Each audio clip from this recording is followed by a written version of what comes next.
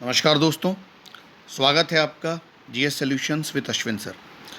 जैसे जैसे समय बीतता जा रहा है, नई नई चुनौतियां सामने आती जा रही हैं और उन चुनौतियों से निपटने के लिए हमें तैयारी करनी पड़ेगी, है ना। तो चलिए उसी तैयारी में अगला क्रम, आज नया टॉपिक लेते हैं, टाइप्स ऑफ रिट्स।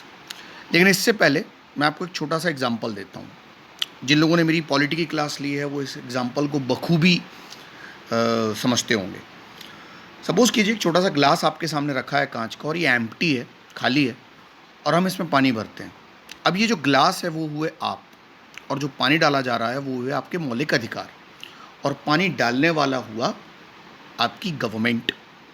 अब अगर ये ग्लास थोड़ा सा भी कहीं से चटका या क्रैक है तो आप खुद सोचिए, क्या वो पानी उसके अंदर बचेगा?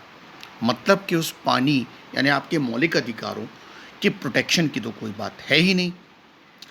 इसीलिए यहाँ पर ज़रूरत पड़ती है right to the constitutional remedies, यानी आर्टिकल 32, जो आपके इन संवेदनशील फंडामेंटल राइट्स को प्रोटेक्शन देता है। तो चलिए आज टाइप्स ऑफ रिट्स पे चर्चा करते हैं, लेकिन सबसे पहले देखते हैं इनका मीनिंग। आर्टिकल 32 और 226 के थ्रू आपको पता है रिट्स जारी करने का हक सुप्रीम कोर्ट, हाई कोर्ट को है।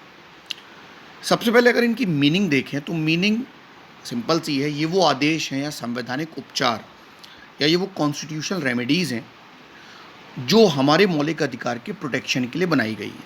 आसान भाषा में देखें तो ये एक आदेश की तरह कार्य करते हैं।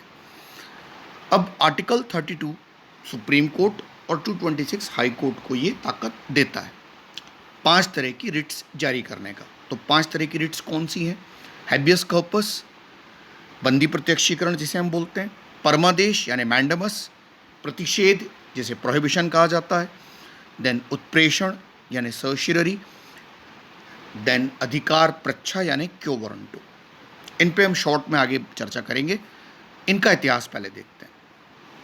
इतिहास ये कहता है कि रिट इंग्लिश लॉ से ली गई हैं, यानी ब्रिटिश कानून से, जहाँ इनको रिट ऑफ प्रिविलेज या विशेषाधिकार रिट भी कहा जाता था।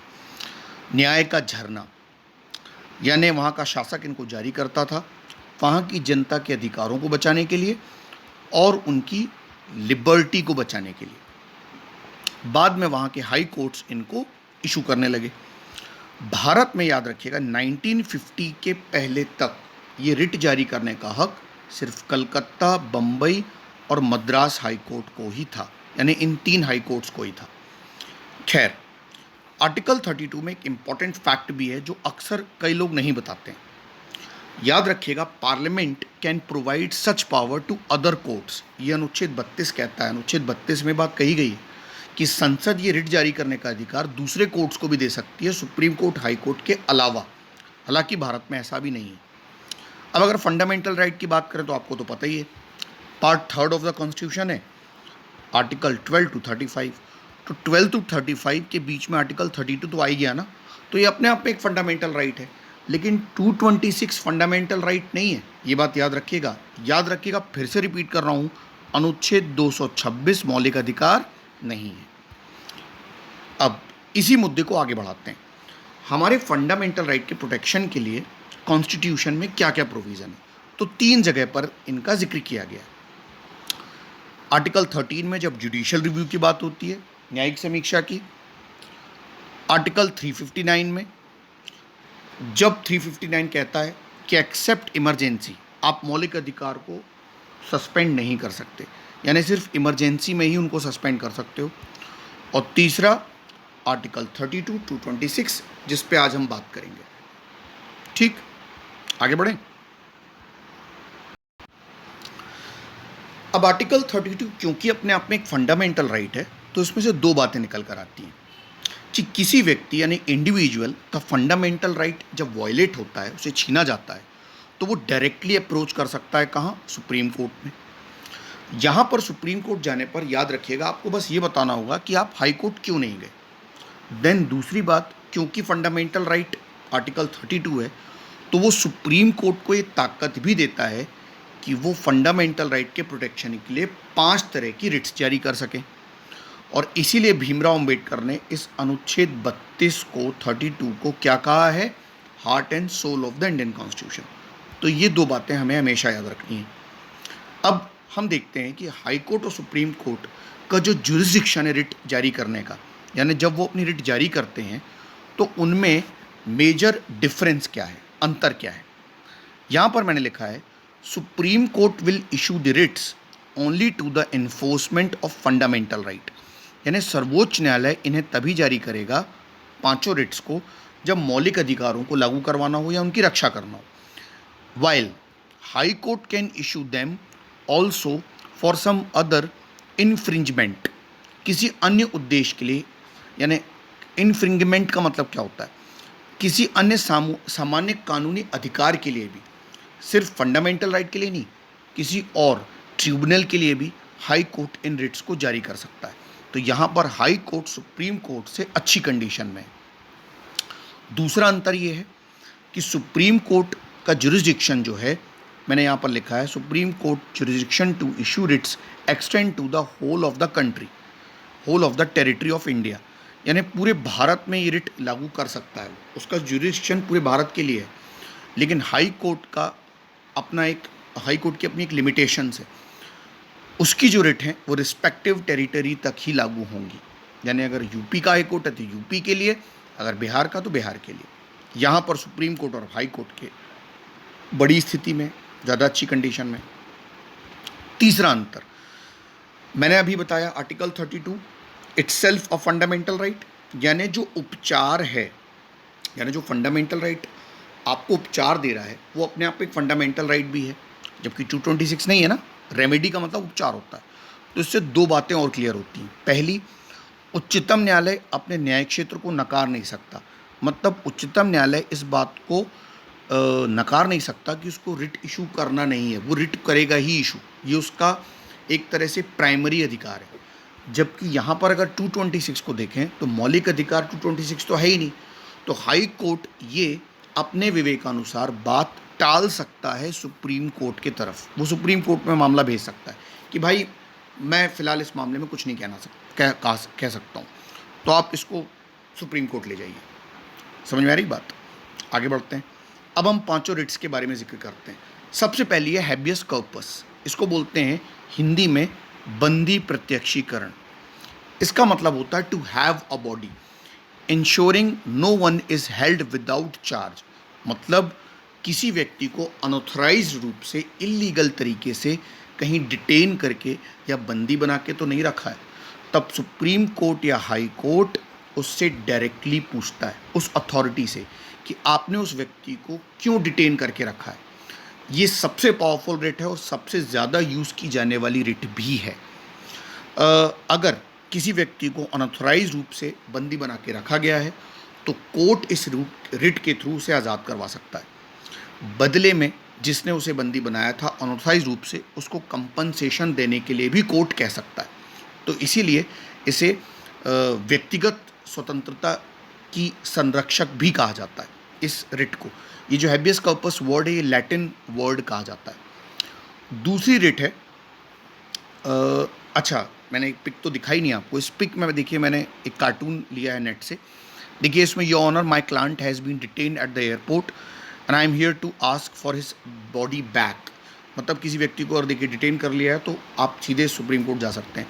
एक मूवी हाल ही में आई थी करीबन 4-5 साल पहले, दृश्यम, अगर आपने देखी होगी, उसमें अजय देवगन जी इस रिट का जिक्र ज़रूर करते हैं शुरुआत में ही, ध्यान से देखिएगा आपको वो रिट मिलेगी। दूसरी रिट है रिट ऑफ मैंडमस, इसका मतलब होता है परमादेश, यानी कि वी कमांड, हम आदेश देते हैं। दरअसल ये रिट जारी की जाती है सुप्रीम कोर्ट या हाई कोर्ट के थ्रू किसी पब्लिक अथॉरिटी को या किसी गैर संवैधानिक संस्था को, जब वह अपने कर्तव्य से भागता है, अपने कार्य को करने से नकारता है, पब्लिक ड्यूटी परफॉर्म वो नहीं कर रहा है, तो कोर्ट उससे ये पूछता है कि why are you not assuring your duty, आप अपना काम समय पे पूरा क्यों नहीं कर रहे हैं। तीसरी, अच्छा ये भी पिक देखिए, बताना भूल गया, इस रिट में मैंने एक और नेट से पिक निकाली है। A writ of mandamus is a court order commanding an inferior court और public authority to perform an official duty correctly, मतलब कोई अगर पब्लिक अथॉरिटी है, कोई सरकारी अफसर है या कोई सरकारी अधिकारी है वो अपने कार्य का ठीक ढंग से निष्पादन नहीं कर रहा है, आपने एक वर्ड सुना होगा लाल फीताशाही, काम को टालना, उसके लिए रिट काम आती है। आगे बढ़ते हैं।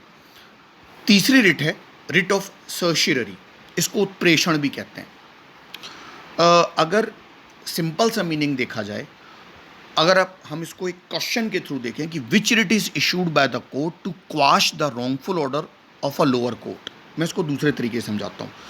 मान लीजिए कि अगर सुप्रीम कोर्ट या अपेक्स कोर्ट या हाई कोर्ट को ऐसा लगता है कि जो लोअर कोर्ट का डिसीजन है वो इलीगल था अपर कोर्ट की नज़र में, तो वो अपने पास उसको बुलाकर क्वाश कर सकता है, यानी उसको समाप्त कर सकता है, उस डिसीजन को इनवैलिड घोषित कर सकता है। और इसी रिट को हम कहते हैं रिट ऑफ सर्शियरी, उत्प्रेषण। इसका हिंदी में मतलब होता है सूचना प्राप्त करना, टू कलेक्ट अ इंफॉर्मेशन, प्रमाणित होना कह सकते हैं। अगली है प्रोहिबिशन, इसका मतलब होता है प्रतिषेध, टू प्रोहिबिट।